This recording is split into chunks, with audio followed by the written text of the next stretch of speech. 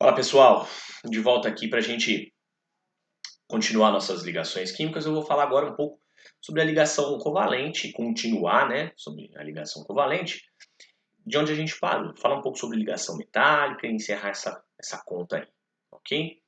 Bom, a gente tinha na última aula, tá, terminado o nosso raciocínio construindo fórmulas eletrônicas. Então, eu estava exatamente aqui, né? Tinha construído a fórmula do ácido sulfúrico, a gente tinha visto que o ácido sulfúrico é um oxiácido, em sendo um oxiácido, tá, que é um ácido oxigenado, ele tem o hidrogênio ligado ao O. Aí a gente construiu sua fórmula eletrônica, tá? Fórmula eletrônica que tem essas duas covalentes normais estabilizando o OH, essas outras duas covalentes normais estabilizando o OH e agora o S, e aí eu tinha duas dativazinhas aqui em cima. Essa fórmula eletrônica do ácido sulfúrico. Aí a gente tinha feito a fórmula estrutural, tá? Representando as dativas não por setinha, mas por tracinhos. Eu tinha colocado essa outra fórmula estrutural aqui, que é uma fórmula que causa um pouco de estranheza, porque você vai ver que esse enxofre aqui central está com muito mais ligação do que você está acostumado a ver, fazendo 6 ligações. É sobre isso que a gente vai falar hoje, tá? Sobre essas exceções à regra do octeto. Bom, vamos lá, exceções à regra do octeto. A gente tem basicamente dois tipos de exceções à regra do octeto. E a gente começa primeiro com as exceções de octeto reduzido, que são as exceções que têm menos elétrons do que 8 na camada de valência. São os átomos que se estabilizam com menos do que 8. Tem as exceções de octeto expandido, são aqueles que têm mais do que 8 elétrons na camada de valência, tá? Bom, a primeira exceção que a gente fala, tá, é o berílio. E quando você pega uma tabela periódica, que tiver com uma na mão, pega uma tabela para acompanhar o que eu vou falar. Eu vou procurar o berílio, tá? Você vai ter que achar o berílio aqui, no grupo 2, que é a segunda coluna da esquerda para a direita, tá? Ou família 2A. O grupo 2 ou família 2A, como a gente já viu, tá? São os chamados metais alcalinos terrosos. E aí causa a primeira estranheza na gente, porque se ele é um metal alcalino terroso, se ele é um metal, você espera que ele faça dois tipos de ligação, pelo que a gente conhece. Você espera que ele faça a ligação metálica, quando for berílio ligado em berílio, ou que ele faça a ligação de que tipo? Iônica, que é metal com a metal. Curiosamente, o berílio, apesar de ser um metal, ele faz ligação covalente. Ah, Stop, então o berílio nunca vai fazer ligação iônica? O berílio ele vai fazer sempre ligação covalente, ele vai compartilhar elétrons ao invés de doar. Qual que é o motivo disso? Se você for olhar o berílio, tá, e tentar relacionar com algumas coisas que a gente já viu, dá pra gente entender por que ele compartilha elétrons e não doa. O berílio ele é o primeiro elemento da família 2A. Está no segundo período. Tem 4 elétrons. Beleza? Então, o berílio, tendo 4 elétrons, fica com duas camadas e o seu raio fica muito pequenininho. Se o raio do berílio é muito pequeno, porque ele está muito para cima na sua família, o elétron da camada de valência, que é o que vai participar das ligações, ele está muito próximo do núcleo. Então, os dois elétrons que o berílio tem na camada de valência, eles estão muito perto do núcleo, muito próximos do núcleo. E o núcleo exerce uma influência muito grande sobre esses elétrons. Consequentemente, ele não consegue doar esses elétrons. Ele não consegue doar esse elétron para alguém e virar um cátion. E aí, o que vai acontecer com ele? Ele vai compartilhar esses elétrons ao invés de doar. E vai compartilhar a fim de ter quantos elétrons na camada de valência? É isso que a gente vai ver. Eu peguei como exemplo aqui, ó, o BeF2. Essa molécula de BeF2, ó, ela tem um berílio de central, berílio com seus dois elétrons representados aqui, as duas bolinhas vermelhas. Aí eu liguei num flúor, repara que o flúor, 7 elétrons na camada de valência, 2, 4, 6, mais um 7, com o vermelhinho aqui ficou 8. Esse flúor ficou com 8, este flúor do lado de cá também ficou com 8. E quando eu tenho essa molécula formada, o BeF2, o berílio ficou com quantos na camada de valência? Ficou com 4. Então, o berílio especificamente, ele não se estabiliza com 8, mas sim com 4 elétrons na camada de valência. Tá? Essa é a característica do berílio. Então, pensou em berílio, sempre 4 elétrons na camada de valência. Ele vai fazer duas ligações. Nunca pense em 8 para o berílio. Essa exceção é bom você decorar. Tá? Sempre com 4. Nenhuma possibilidade de ser diferente. Beleza? A segunda exceção. A segunda exceção é o boro. O boro, ele é da família 13, do grupo 13, da família 3A, né? Grupo 13, ele é o elemento, inclusive, que dá nome nessa família, a família do bóron. O boro, ele não é metal, então ele não tem o inconveniente que eu tenho para o berílio, por exemplo. O boro é um não metal, ok? Agora, sendo um não metal, ele faz ligação, teria uma tendência de fazer ligação covalente já um pouco maior do que o berílio. Então, até aí, ok. O boro, especificamente, tendo 3 elétrons na camada de valência, vai se estabilizar com quanto? É isso que nós vamos ver. Ó, peguei uma molécula de BF3 agora, ó. Essa molécula de BF3 tem o boro de central, aí ela tem um flúor aqui. De novo, flúor com 7, vai se estabilizar com mais um, vai ficar com 8. 2, 4, 6, 8. Esse aqui está com 8, esse aqui também está com 8. Os 3 átomos de flúor estão com 8. E depois de feita todas essas ligações, com quantos elétrons o boro ficou? Com 2, com 4 e 6. Ah, então o boro vai estabilizar com 6 elétrons na camada de valência? Exatamente isso. Segunda, exceção de octeto reduzido. Então esses dois eu te aconselho decorar. Eles sempre vão ter 4 e 6, respectivamente, nas suas camadas de valência. São as chamadas exceções que a gente chama de octeto reduzido, menos do que 8 elétrons na camada de valência. E aí cabe eu te fazer uma observação. Tem um outro elemento, que é o nitrogênio. O nitrogênio, quem está com a tabela na mão, acompanha o que eu estou falando. E está na família 5A, no grupo 15. O nitrogênio, em condições normais, para pensar em regra do octeto, quem está na 5A faz 3 ligações. Você concorda comigo? Porque de 5 até 8 faltam 3. O nitrogênio, na maioria dos compostos, ele está estável com 8 e está tudo ok. Na amônia, por exemplo, no NH3. Em outros compostos, ele está estável com seus 8 elétrons na camada de valência. Mas tem duas substâncias que o nitrogênio não está com 8 e ele fica com 7 elétrons na camada de valência. Que substâncias que são essas? O NO, tá? E o NO2. Então, nesses dois óxidos, tá? O nitrogênio não está com 8, ele está com 7. Se aparecer isso aí na sua tarefa ou em algum exercício, saiba que no NO e no NO2 o nitrogênio tem 7. Então, isso é uma particularidade da sua regra do octeto. O nitrogênio, na maior parte dos casos, ele está estável com 8. Só que em alguns, ele está com 7. Esses dois que eu citei para você, ele está com 7. Fora isso, pode pensar para ele sempre em 8 elétrons na camada de valência. Fechou? Continuando, a gente vai ver as exceções para o octeto expandido agora, que são aquelas que têm mais do que 8 elétrons na camada de valência. A primeira que eu cito é o enxofre. E aí eu posso te explicar depois aquele detalhezinho com o ácido sulfúrico lá. Bom, o enxofre.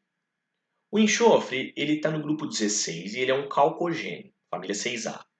Quem está na família 6A, obviamente, tem 6 elétrons na camada de valência. E pensando em regra do octeto, ele teria que fazer quantas ligações? 2 ligações. Bom, o enxofre faz 2 ligações em muitos compostos, a maioria deles, tá? Só que nessa particular que eu vou fazer aqui agora, ele está com mais do que 8 elétrons na camada de valência. Aquela fórmula que eu tinha te representado do ácido sulfúrico, ela também tinha um enxofre com mais do que 2 ligações. Se você reparar, quiser contar lá, tá? Aquele enxofre ele estava com 6 ligações sendo feitas. Porque aquele enxofre possivelmente fosse exceção, igual esse aqui que eu vou te mostrar.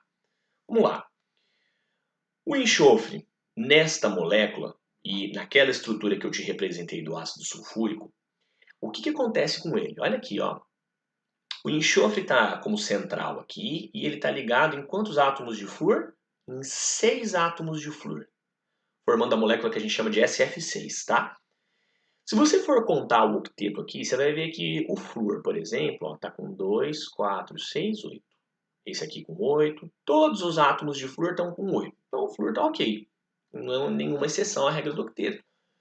Mas como eu tenho um enxofre ligado em 6 átomos de flúor, o que acontece? Quantos elétrons ele está compartilhando?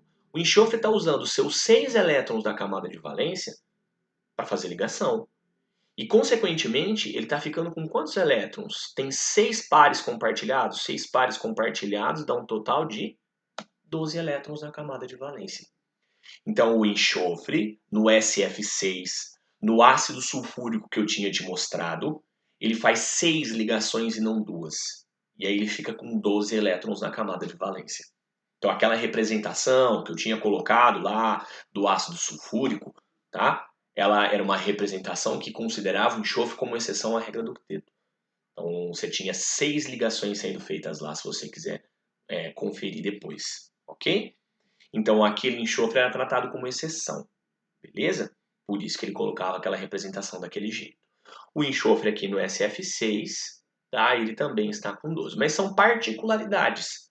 O enxofre, por exemplo, no H2S, tá? Ele é estável com 8. Em outras moléculas orgânicas, por exemplo, ele também está estável com 8. Aí ele já não se encaixa nessas exceções, tá? Então, em algumas situações específicas, ele pode ter 12, mas na maior parte dos casos ele tem 8, tá? Exceção para o octeto expandido, primeiro. Aí, ó, o fósforo. O fósforo, ele é um elemento que está no grupo 15. O grupo 15 é a família 5A, família do nitrogênio. Quem está na família 5A faz quantas ligações? 3. Bom, fazendo 3 ligações para ficar com 8, na maioria dos compostos é o que acontece com o fósforo. Então, o fósforo, assim como o enxofre, na maior parte dos casos ele está com 8. Só que aqui ele vai estar com um pouco mais do que 8, como eu vou te mostrar.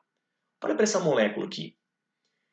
Essa molécula que eu coloquei aqui, ela tem o fósforo de central e ela tem 5 átomos de cloro, como você está vendo. Cada cloro com 2, 4, 6, 8. 8, 8, 8 e 8. Todo mundo está com 8. Todos os cloros aqui eles estão com 8. Ok? Só que quando o fósforo se liga em 5 átomos de cloro, ele está usando seus 5 elétrons para fazer a ligação, compartilhando um total de 5 pares. E 5 pares compartilhados dão um total de 10 elétrons na camada de valência. Opa, então você já matou. Este fósforo, nessa situação, ele está estável com 10 elétrons na camada de valência, e não mais com 8. Então, essas duas exceções que eu te trouxe aqui são exceções que a gente chama de octeto expandido, porque é mais do que 8. São exceções que são, na verdade, particularidades do enxofre e do fósforo, porque na maior parte dos casos eles estão estáveis com 8, nessas duas eles estão com 12 e 10, respectivamente. São as únicas exceções que eu vi aparecer no vestibular, tá? Para o octeto expandido. Então, não acredito que você tenha que se preocupar com nenhuma outra, não. Fechou? Então, a gente viu todas as exceções à regra do octeto. E para terminar a nossa teoria, a gente vai falar um pouco sobre ligação metálica agora. A ligação metálica é uma ligação que a gente não estuda tanto no ensino médio, porque a teoria envolvida na ligação metálica ela é muito mais complexa, tá? Do que a teoria envolvida na ligação iônica e na ligação covalente, tá? Por isso a gente acaba vendo a ligação metálica de maneira mais geral, só para entender algumas propriedades. Então tá lá, ó. A ligação metálica, obviamente, ela é feita quando você tem metais com metais. Então, é metal com metal. Corrige aqui. Fechou? Então, metal com metal.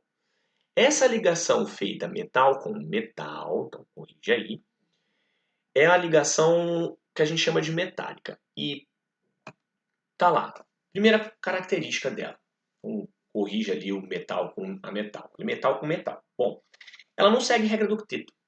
Então, se a gente pensava até agora tá, em 8 elétrons na camada de valência, esquece, porque isso não funciona para ligação metálica. É uma ligação tá, que ela é feita tá, sem a obediência à regra do octeto. Então, você não vai precisar pensar em 8 elétrons na camada de valência. Outra coisa, não existe atomicidade numa ligação metálica. Então, você não vai colocar isso aqui. Ó. O que é atomicidade? Atomicidade é esse número de átomos aqui. Eu não ponho Fe2, Al2 ou Al3. Você vai colocar tá, sempre sem atomicidade. Não tem atomicidade. Metal com metal, sem atomicidade. É ferro ligado em ferro, é alumínio ligado em alumínio, tá? A representação é feita como, então? Ferro, símbolo do elemento, e o estado físico. Não preciso colocar mais nada, tá? Bom, agora, a gente consegue, tá, a partir dessa ligação metálica, entender alguns aspectos relevantes até dos metais. A gente sabe que um metal, ou os metais de maneira geral, eles têm algumas características. Os metais, eles são elementos que são bons doadores de elétrons. Quem é bom doador de elétrons tem uma forte tendência de formar cátions. Como é que seria a estrutura de um sólido metálico? Então imagine um sólido metálico, que eu estou tentando te representar aqui. Então, num sólido metálico, o que acontece? Como o metal é um bom doador de elétrons, esses elétrons da sua camada de valência, tá, eles estão muito pouco presos ao núcleo. E eles acabam, tá, se deslocando de átomo para átomo, numa estrutura, tá, que tem muita mobilidade desses elétrons. Então esse elétron que está aqui, ele pula para o átomo de cá, o de cá pula para cá, pula para cá, pula para cá, vai para cima. Então eles estão se movimentando, tá, em várias direções possíveis. Por que eles estão se movimentando em várias direções possíveis? De novo, porque os elétrons, os metais, eles são bons doadores de elétrons. Eles têm energia de ionização baixa, eles têm raio alto, eles têm afinidade eletrônica baixa, eles têm eletronegatividade baixa. Então são elementos que têm uma forte tendência de doar elétrons. E aí esses elétrons eles ficam, tá, numa estrutura aqui que a gente inclusive dá uma denominação, tá? A gente chama isso aqui de mar de elétrons livres, que é uma estrutura que tem cada átomo de metal estático, tá? Com a sua carga positiva ali, e os elétrons fazendo o quê? Pulando de átomo para átomo. Quando eu aplico uma corrente elétrica, por exemplo, o que acontece? Esse movimento dos elétrons ele passa a ser ordenado. Mas quando eu tenho um metal sem conduzir corrente elétrica, ele está com o movimento desordenado dos elétrons. Eles estão se movimentando o tempo inteiro ali. Porque o metal é bom doador de elétrons, e esses elétrons eles acabam ganhando mobilidade. Então a gente chama isso aqui de mar de elétrons livres. Isso explica muito da condutividade elétrica de um metal quando puro. Quando você pegar, por exemplo, um metal e colocar na tomada, você vai ver que ele conduz. O fio de cobre, qualquer outro metal, ele é condutor de corrente elétrica, por causa desse mar de elétrons livres. Então, a condução de corrente elétrica, que a gente já citou para os metais em outras aulas, ela pode ser atribuída a essa estrutura aqui. Essa estrutura que possui os elétrons com mobilidade, possui esse mar de elétrons livres. E possuindo esse mar de elétrons livres, tá, a gente vai ter uma estrutura que é capaz de conduzir corrente elétrica. Lembrando que para conduzir corrente elétrica eu preciso do quê? De ter elétrons com mobilidade. Beleza? Então tá. Então, tendo elétrons com mobilidade, a gente tem essa estrutura. Para a gente matar isso aqui, vou falar um pouco sobre as ligas metálicas. As ligas metálicas, tá, configuram misturas de metais. Fechou? Então, olha aqui. Uma liga metálica, por exemplo, é o bronze da medalha. O bronze é uma liga constituída de cobre e estanho, em porcentagens específicas. Tá? Posso ter outro exemplo de liga aqui? Posso ter um exemplo de uma liga que, no caso, é o ouro 18 quilates, que é uma mistura de ouro, prata e cobre.